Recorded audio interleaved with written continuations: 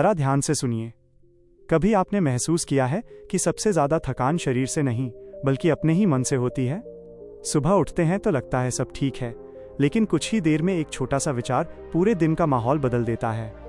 एक शक, एक डर, एक अनजानी चिंता, और अचानक ऐसा लगता है जैसे हमारा पूरा दिन किसी अदृश्य ताकत के नियंत्रण में चला गया हो। हम सोचते हैं कि हम अपने जीवन के मालिक हैं, लेकिन सच क्या है? सच ये है कि अक्सर हमारा मन ही हमें चलाता है। वही मन जो हमें ऊंचाइयों तक ले जा सकता है, और वही मन हमें अंदर से तोड़ भी सकता है। महान संत गौतम बुद्ध ने एक गहरी बात कही थी, मन ही सब कुछ है, तुम जैसा सोचते हो वैसे ही बन जाते हो। ये सिर्फ एक अच्छी लाइन नहीं है, ये जीवन का नियम है। आज आधुनिक मनोविज्ञान भी यही बताता है कि हमारा मन हर दिन हजारों विचार पैदा करता है, और उनमें से ज्यादातर विचार या तो पुराने होते हैं या नकारात्मक। यही वजह है कि हम बार बार वही गलतियां दोहराते हैं, वही डर महसूस करते हैं और वही अधूरापन अपने अंदर लेकर चलते रहते हैं।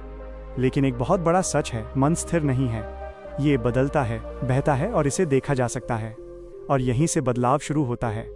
सोचिए, आपका मन हर समय कुछ न कुछ बोलता रहता है। कभी वो आपको भविष्य की चिंता में धकेलता है, कभी अतीत की गलतियों में फंसा देता है, कभी दूसरों से तुलना कराता है, और कभी एक ऐसी दुनिया बना देता है जो असल में होती ही नहीं। इसी को आधुनिक भाषा में मंकी माइंड कहा जाता है। एक ऐसा मन जो लगातार इधर उधर कूदता रहता है, खुशी से दुख तक, आशा से डर तक, शांति से बेचैनी तक। और सबसे बड़ी गलती क्या होती है? हम इस बदलते हुए मन को ही अपनी असली पहचान मान लेते हैं। लेकिन सच्चाई इससे अलग है। आप मन नहीं हैं, आप वो हैं जो मन को देख सकते हैं। जब गुस्सा आता है तो गुस्सा कौन करता है, आप या आपका मन? ध्यान से देखिए, आपके अंदर एक ऐसी जागरूकता है जो बस देखती है। गुस्सा, डर, जलन, ये सब मन की परतें हैं, आपकी असली पहचान नहीं। जब आप इन भावनाओं को पकड़ने की बजाय सिर्फ देखना शुरू करते हैं, तो धीरे धीरे इनकी ताकत कम होने लगती है। यही असली स्वतंत्रता है। आज की दुनिया में हमारा युद्ध बाहर नहीं, अंदर चल रहा है। पहले लोग जंगलों में अपने मन से लड़ते थे, आज हम मोबाइल स्क्रीन के पीछे वही लड़ाई लड़ रहे हैं। सोशल मीडिया, तुलना, सफलता की दौड़, रिश्तों का दबाव, ये सब सिर्फ बाहरी रूप हैं। असल समस्या एक ही है, अशांत मन। हम दुनिया को बदलने में लगे रहते हैं, लेकिन खुद को समझने की कोशिश नहीं करते। लेकिन सच्चा बदलाव कहाँ से शुरू होता है? अंदर से। जब आप अपने मन को समझ लेते हैं, तो जिंदगी अपने आप सरल होने लगती है, और यही असली जीत है। दोस्तों, अब एक बहुत गहरी बात समझिए। हमारे हर विचार का असर सिर्फ उस पल तक सीमित नहीं रहता। हर सोच, हर भावना हमारे दिमाग में एक पैटर्न बनाती है। धीरे धीरे यही पैटर्न हमारी आदत बन जाते हैं, और फिर वही आदतें हमारे व्यवहार को चलाने लगती हैं। इसका मतलब क्या है? अगर आप अपने विचारों को समझते नहीं, तो आपकी जिंदगी आपके नियंत्रण में नहीं रहती। वो उन पुरानी आदतों के हाथों में चली जाती है जो आपको अंदर से चला रही होती हैं। इसी बात को महान संत गौतम बुद्ध ने बहुत सरल तरीके से समझाया था। जैसा बीज बोओगे वैसा ही फल मिलेगा।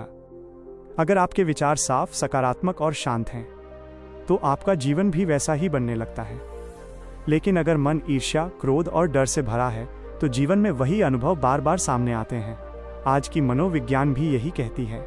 इसे कॉग्निटिव बिहेवियरल थ्योरी कहा जाता है, जहां यह बताया जाता है कि आपके विचार आपकी भावनाएं बनाते हैं, और आपकी भावनाएं आपके कर्मों को दिशा देती हैं। यानी आपका मन ही आपकी खुशी का निर्माता है, और दुख का भी। लेकिन अब सबसे बड़ा सवाल, क्या इस मन को संभाला जा सकता है? क्या इसे काबू में लाया जा सकता है? यही सवाल एक समय गौतम बुद्ध के मन में भी उठा था। उन्होंने खुद से पूछा, मैं कौन हूं? क्या मैं ये विचार हूं, या वो जो इन विचारों को देख रहा है? और जब उन्होंने इस देखने वाले को पहचान लिया, तभी असली जागरण हुआ। यही जागरण बोध कहलाता है। आज जिस चीज को हम माइंडफुलनेस कहते हैं, वो कोई नई तकनीक नहीं है। ये उसी प्राचीन ध्यान की आधुनिक समझ है। जब आप बिना जज किए अपने विचारों को देखते हैं, जब आप बस अपनी सांस पर ध्यान देते हैं, तो धीरे धीरे मन की भीड़ शांत होने लगती है, और एक खाली जगह बनती है जहां शांति जन्म लेती है। यही वह जगह है जहां असली स्वतंत्रता मिलती है। हम सब इस दुनिया में कुछ न कुछ खोज रहे हैं, सफलता, प्यार, पहचान, पैसा। लेकिन सच्चाई यह है कि असली खोज बाहर नहीं, अंदर है। और ये खोज शुरू होती है अपने मन को समझने से, अपने मन से लड़ने से नहीं, बल्कि उसे समझने से। अगर मन को एक बच्चे की तरह देखें तो वो डांटने से नहीं, समझने से शांत होता है। जितना आप उससे लड़ेंगे वो उतना ही और उग्र हो जाएगा। मनोविज्ञान में भी एक सिद्धांत है, जिससे आप लड़ते हैं वो और मजबूत हो जाता है, और जिसे आप स्वीकार कर लेते हैं वो धीरे धीरे बदलने लगता है। तो शायद समाधान लड़ाई में नहीं है, समाधान देखने में है, समझने में है। जब आप अपने मन को देखना सीख जाते हैं तो आप वही व्यक्ति नहीं रहते जो पहले थे। आपके अंदर एक नई जागरूकता जन्म लेती है, और यही वो मोड़ है जहां से असली बदलाव शुरू होता है, भीतर से बाहर की ओर। गौतम बुद्ध ने एक और गहरी बात कही थी, संसार बाहर नहीं है, संसार तुम्हारे मन में है। जब उन्होंने ये कहा तो बहुत लोग चौंक गए, क्योंकि हम हमेशा यही सोचते हैं कि हमारे दुख का कारण बाहर है, लोग, परिस्थितियां, पैसा, रिश्ते। लेकिन सच इससे अलग है। दुख बाहर नहीं होता, दुख उस तरीके में होता है जिस तरह हम चीजों को देखते हैं। मनोविज्ञान भी यही कहती है, हर इंसान के पास दो दुनिया होती हैं, एक बाहरी दुनिया जो सबको दिखती है, और एक आंतरिक दुनिया जिसे सिर्फ वही महसूस करता है। बाहरी दुनिया हमेशा आपके नियंत्रण में नहीं होती, लेकिन अंदर की दुनिया को आप बदल सकते हैं, और यही असली शक्ति है। मन कोई ठोस चीज नहीं है, ये एक बहती हुई धारा है, विचारों की, भावनाओं की, इच्छाओं की। जैसे नदी का पानी लगातार बहता रहता है, वैसे ही मन भी हर पल बदलता रहता है। और जब आप इस प्रवाह को समझ लेते हैं तभी जीवन को सही मायने में समझना शुरू करते हैं। दोस्तों, अब इस समझ को और गहराई से महसूस करो। मन एक बहती हुई धारा की तरह है। अगर तुम बिना सोचे समझे इस धारा में बहते रहोगे तो तुम्हें लगेगा कि तुम ही ये धारा हो, लेकिन जैसे ही तुम रुककर उसे देखना शुरू करते हो, तुम्हें एहसास होता है तुम धारा नहीं हो, तुम उसके देखने वाले हो। यही साक्षी भाव असली समझ है। महान संत गौतम बुद्ध की पूरी शिक्षा इसी पर आधारित थी। देखो, लेकिन तुरंत प्रतिक्रिया मत दो, क्योंकि हर प्रतिक्रिया तुम्हें उसी विचार से बांध देती है। सोचो, अगर किसी की बात से तुम्हें गुस्सा आ जाता है तो तुमने उस इंसान को अपने भीतर जगह दे दी। अगर कोई तुम्हें नजरअंदाज करे और तुम दुखी हो जाओ तो तुमने अपनी शांति उसे सौंप दी। धीरे धीरे इसी तरह मन दूसरों के हाथों में चला जाता है। आधुनिक मनोविज्ञान इसे कंडीशन्ड माइंड कहता है। मतलब हमारा मन पहले से बनी हुई प्रतिक्रियाओं पर चलता है। हर अनुभव, हर शब्द, हर डर हमारे अंदर एक छाप छोड़ता है। मान लो, बचपन में किसी ने तुम्हें कहा तुम कमजोर हो, तो वो एक बीज बनकर तुम्हारे अंदर बैठ जाता है, और फिर जब भी कोई चुनौती सामने आती है, वही पुराना बीज सक्रिय हो जाता है। तुम वही पुराना डर फिर से महसूस करने लगते हो, हालांकि सच में कुछ नया हुआ ही नहीं होता। यानी मन सिर्फ वर्तमान में नहीं जीता, वो अतीत की यादों से अपनी पहचान बनाता है। इसीलिए गौतम बुद्ध ने कहा था, अतीत बीत चुका है, भविष्य अभी आया नहीं, सिर्फ वर्तमान ही सच है। लेकिन मन वर्तमान में टिकना नहीं चाहता। वो या तो पीछे भागता है या आगे की चिंता में उलझा रहता है। क्यों? क्योंकि मन को हलचल पसंद है। जब तक विचार चलते रहते हैं, मन खुद को जिंदा महसूस करता है, और जब शांति आती है तो उसे डर लगता है। आधुनिक मनोविज्ञान इसे ईगो रेजिस्टेंस कहता है, वो हिस्सा जो बदलाव से डरता है। गौतम बुद्ध ने इसे बहुत पहले समझ लिया था। उन्होंने कहा, अहंकार ही दुख की जड़ है। अहंकार क्या है? वो आवाज जो कहती है मैं सही हूं, वो भावना जो कहती है मुझे चोट लगी है। लेकिन जैसे ही तुम अपने मन को समझना शुरू करते हो, अहंकार की पकड़ ढीली होने लगती है। एक छोटा सा उदाहरण देखो, अगर कोई तुम्हारी आलोचना करे और तुम्हें फर्क ही ना पड़े, तो उस पल तुम सच में आजाद हो। लेकिन अगर वही शब्द तुम्हारे अंदर आग लगा दें, तो समझ लो मन अभी भी कैद में है। सच्ची आजादी क्या है? मन का खत्म हो जाना नहीं, बल्कि उसका तुम्हारे नियंत्रण में आना। आधुनिक मनोविज्ञान कहता है कि मन के कई स्तर होते हैं। एक जो अभी सोच रहा है, एक जहां भावनाएं और यादें छिपी हैं, और एक गहरा स्तर जो हमारे व्यवहार को चुपचाप चलाता है। गौतम बुद्ध ने भी यही बात अलग शब्दों में समझाई। हर विचार, हर भावना एक छाप बनकर भीतर जमा होती है, और समय आने पर वही छाप हमारे अनुभव बनकर सामने आती है, कभी खुशी के रूप में, कभी दुख के रूप में। इसीलिए उन्होंने एक रास्ता बताया, ध्यान। ध्यान कोई धार्मिक कर्मकांड नहीं है, यह खुद को देखने की कला है। जब तुम शांत बैठते हो और अपने मन को देखते हो तो धीरे धीरे परतें खुलने लगती हैं। पहले सतही विचार दिखते हैं, फिर भावनाएं, फिर पुरानी यादें, और जब तुम इन्हें बिना डर बिना भागे देखते हो तो ये धीरे धीरे कमजोर पड़ने लगते हैं, घुलने लगते हैं। यही असली परिवर्तन है।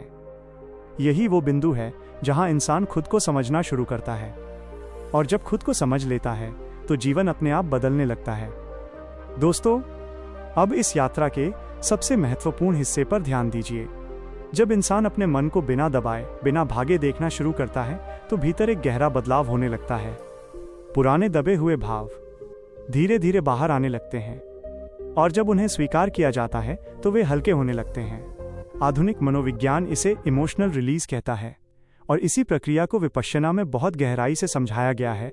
चीजों को वैसा देखना जैसी वे वास्तव में हैं, ना उन्हें अच्छा कहना ना बुरा, बस देखना। महान संत गौतम बुद्ध ने मन की तुलना एक जंगली जानवर से की थी। अगर तुम उसे जबरदस्ती काबू करने की कोशिश करोगे तो वो तुम्हें ही नुकसान पहुंचाएगा, लेकिन अगर तुम उसे धीरे धीरे समझो, धैर्य से प्रशिक्षित करो, तो वही तुम्हारा सबसे बड़ा सहायक बन जाता है। मन भी बिल्कुल ऐसा ही है। शुरुआत में वो बेकाबू दौड़ता है, हर दिशा में भागता है, लेकिन जैसे जैसे तुम उसे देखना सीखते हो वो धीरे धीरे शांत होने लगता है। आज का मनोविज्ञान इसे न्यूरोप्लास्टिसिटी कहता है, यानी हमारा दिमाग बदल सकता है।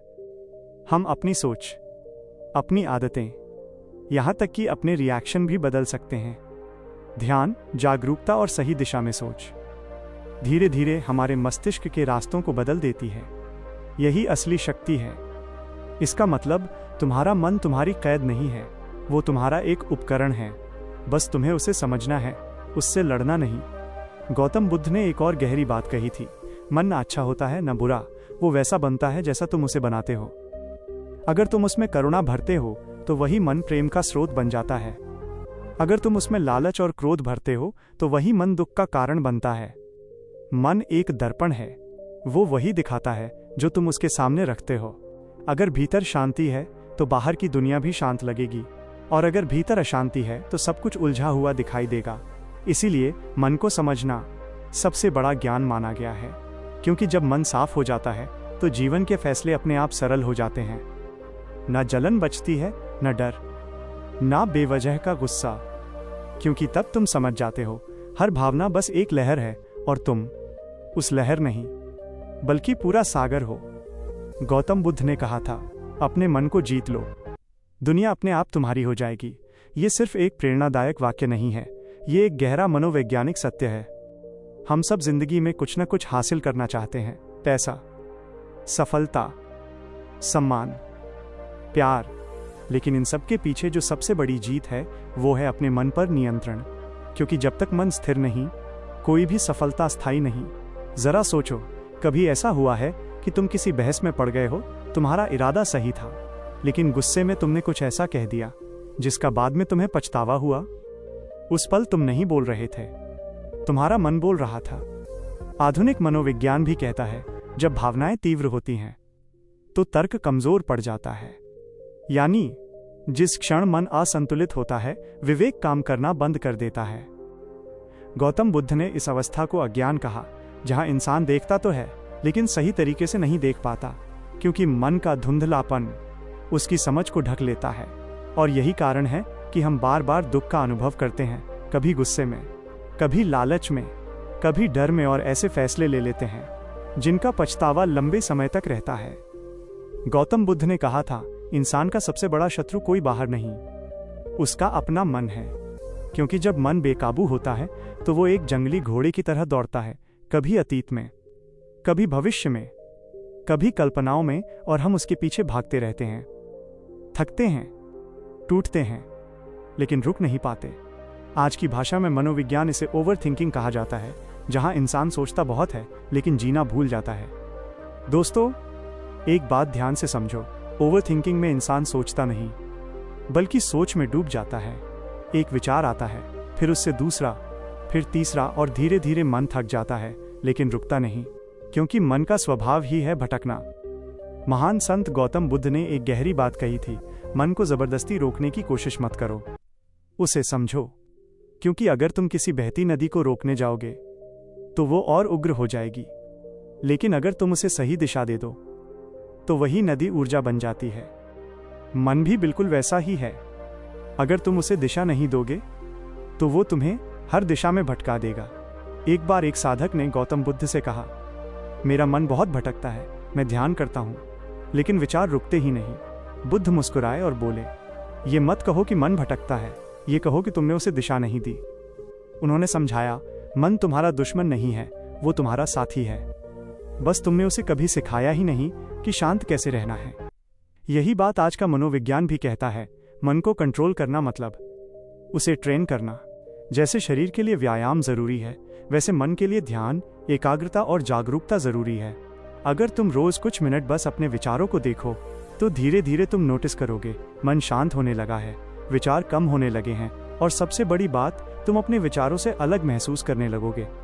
मनोविज्ञान इसे मेटा अवेयरनेस कहता है, यानी ये समझ पाना कि मैं सोच रहा हूँ। और गौतम बुद्ध ने इसे कहा स्मृति या सजगता। उन्होंने कहा, जो हर क्षण जागरूक है वही सच्चा साधक है। अब जरा सोचो, जब मन अनियंत्रित होता है तो वो तुम्हें हर तरफ खींचता है, इच्छाओं की ओर, डर की ओर, तुलना की ओर। यही मन तुम्हें कहता है वो तुमसे बेहतर है, तुम्हारे पास अभी भी कुछ कमी है। और जैसे ही तुम इन आवाजों को सच मान लेते हो, तुम दुख में फंस जाते हो। गौतम बुद्ध ने कहा था, दुख की जड़ है इच्छा। लेकिन यहाँ इच्छा का मतलब सिर्फ पैसा या चीजें नहीं है, बल्कि हर वो पकड़ जो मन करता है।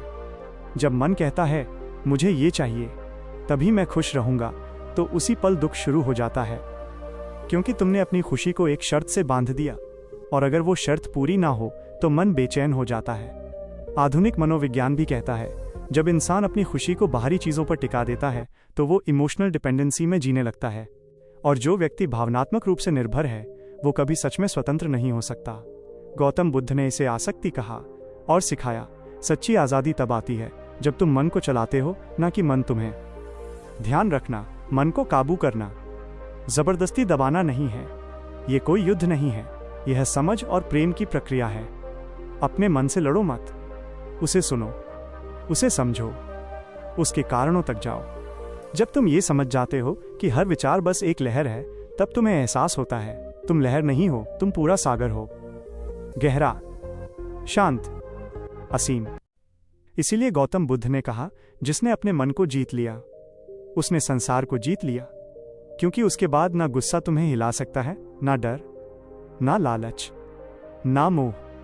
फिर तुम परिस्थितियों से नहीं, अपनी चेतना से चलते हो, और वहीं से एक साधारण इंसान असाधारण बनता है। आज की दुनिया में जहां हर तरफ शोर है, मोबाइल नोटिफिकेशन, सोशल मीडिया, विज्ञापन, हर चीज तुम्हारा ध्यान खींच रही है।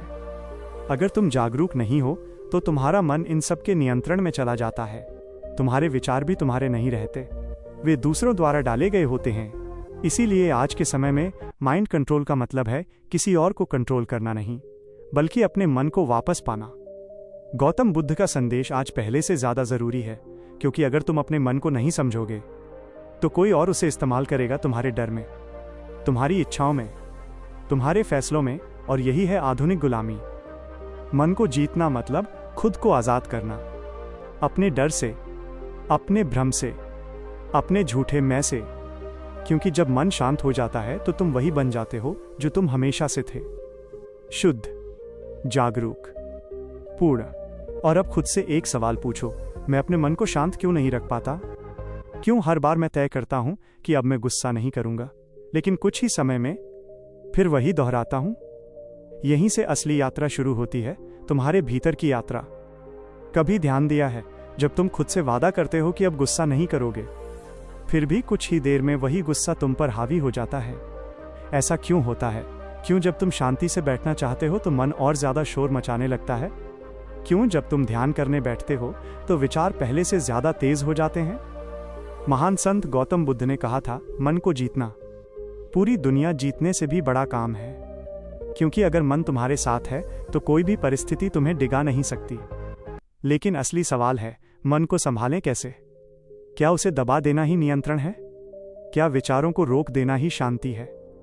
नहीं। गौतम बुद्ध ने कभी नहीं कहा कि मन को रोक दो। उन्होंने कहा, मन को देखो, बस देखो। क्योंकि जो चीज़ देखी जा सकती है उसे समझा जा सकता है, और जिसे समझ लिया जाए उसे बदला भी जा सकता है। पहला रास्ता सजगता, माइंडफुलनेस। उन्होंने सिखाया, जब खाओ तो सिर्फ खाओ, जब चलो तो सिर्फ चलो, जब सांस लो तो सिर्फ सांस लो। यही है असली जागरूकता। हर पल में पूरी तरह मौजूद रहना, ना अतीत में खोना, ना भविष्य में भटकना। आज का मनोविज्ञान भी इसी सिद्धांत को अपनाता है। रिसर्च बताती है, अगर तुम रोज कुछ मिनट भी सजग होकर जीते हो तो तुम्हारा दिमाग बदलने लगता है, डर कम होता है, निर्णय लेने की क्षमता बढ़ती है और भीतर शांति आने लगती है। मतलब सिर्फ ध्यान देने से ही तुम्हारा मस्तिष्क नया रूप लेने लगता है। दूसरा रास्ता देखना बिना प्रतिक्रिया, विपासाना। गौतम बुद्ध ने एक गहरा तरीका बताया, बस देखो, प्रतिक्रिया मत दो। विचार आएंगे, यादें आएंगी, डर आएगा, लेकिन तुम बस साक्षी बने रहो। जब तुम किसी विचार को पकड़ते नहीं तो वो अपने आप चला जाता है, लेकिन जब तुम उसे पकड़ लेते हो तो वो तुम्हें पकड़ लेता है। तो अगली बार जब कोई नकारात्मक विचार आए, उसे भगाने की कोशिश मत करना। बस धीरे से कहना, मैं तुम्हें देख रहा हूं। इतना कहना ही काफी है, क्योंकि अब तुम विचार नहीं रहे, तुम देखने वाले बन गए हो, और यही असली आजादी है। तीसरा रास्ता श्वास की जागरूकता। तुम्हारी सांस तुम्हारे जीवन का सबसे सच्चा हिस्सा है, क्योंकि सांस हमेशा अभी में होती है, ना वो अतीत में है, ना भविष्य में। जब तुम अपनी सांस को महसूस करते हो, तुम वर्तमान में लौट आते हो। धीरे धीरे मन शांत होने लगता है, विचारों की ताकत कम होने लगती है। आधुनिक मनोविज्ञान कहता है, गहरी और धीमी सांसें दिमाग को रिलैक्स करती हैं, फोकस बढ़ाती हैं और तुम्हें भीतर से स्थिर बनाती हैं।